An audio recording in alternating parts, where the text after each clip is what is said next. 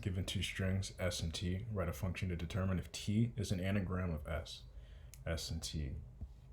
S is anagram, t is namagram. Output is true. S is rat, t is car, output is false. You may assume the string contains only lowercase alphabets. What if the inputs contain Unicode characters? How would you adapt your solution in each case? I'm not sure. But what I do know is that they basically have to have the same characters. So if we rearrange this one and this one, then we know that we have the same amount of A's, the same amount of N's, and the same amount of M's. So there's two ways we could go about solving this. One is going to be sorting. So that'll be n log n time, and the space will be linear. We could sort both strings and compare to see if they match each other. So given the first one, if we sort it, we'll have A, G, M, N, R. And then the same thing for the second one. And since both of these match, they'll return true. So we have the time and space complexity. So let's just go ahead and implement this. We can split the string into an array.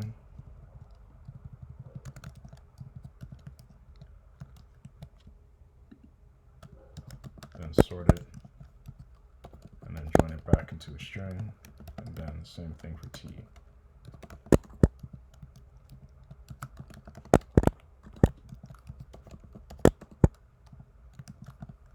And then we just need to check if s equals t, which they should.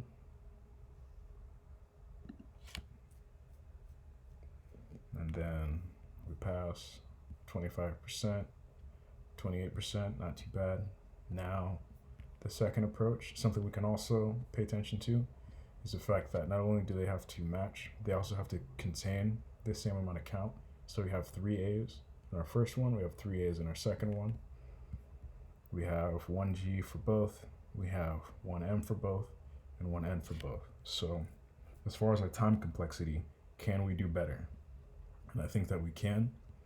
While maintaining the same space, we could actually use a hash table, which is basically to count how many times each character appears in one string, then decrement the characters from the other string, and check if the hash table is empty. If it is, return true, otherwise return false. So for the first one, we just go along and count how many times A appears. And then for the second one, we can go across and decrement how many times A might or may not appear. So A should appear, well, I guess let's just go through it and keep it as simple as possible. So we have A, which appears once, and then we have N, which appears once so far. Then we have A again, so now we've seen it twice. And then we have G, which appears once. And then we have R, which appears once. Oops. And then we have A again, which appears 3 times, not 4. And then we have M, which appears once.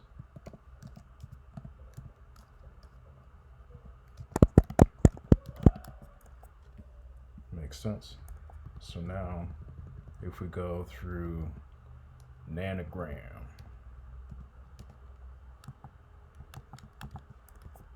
we can see, okay, we've seen N once. Ooh, yeah. So we can decrement it. We've seen A once, so we can decrement it. We've seen G once, so we can decrement it to 0. We've seen A once, so we can decrement it to 1. We've seen R once, so we can decrement it to 0. And then we can see A once, and we can decrement A to 0. And then we've seen M once.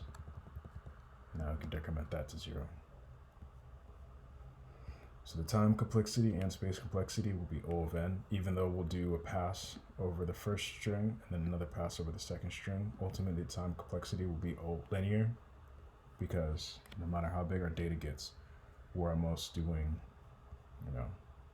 n plus m, which is going to be still O of n time complexity. So count the frequency of each element. So we can split it into an array. And then let's use reduce. Match our accumulator and our current.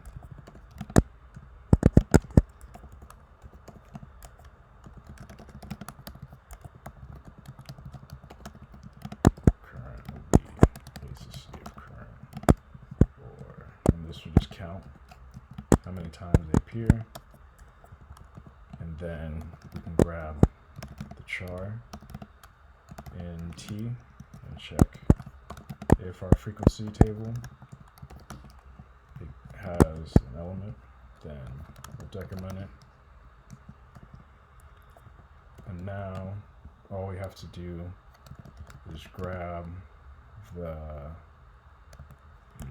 we also need to check if the lengths don't match.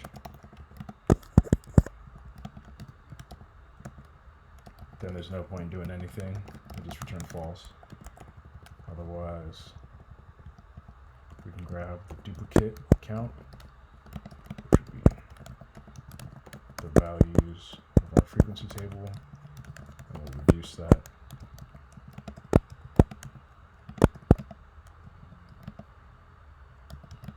Start off by 0. And now, finally, we just want to check if our duplicate count matches 0.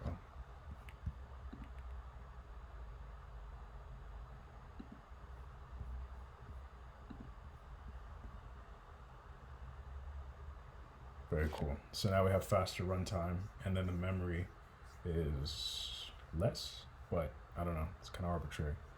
Like, comment, subscribe, and I'll see you in the next video.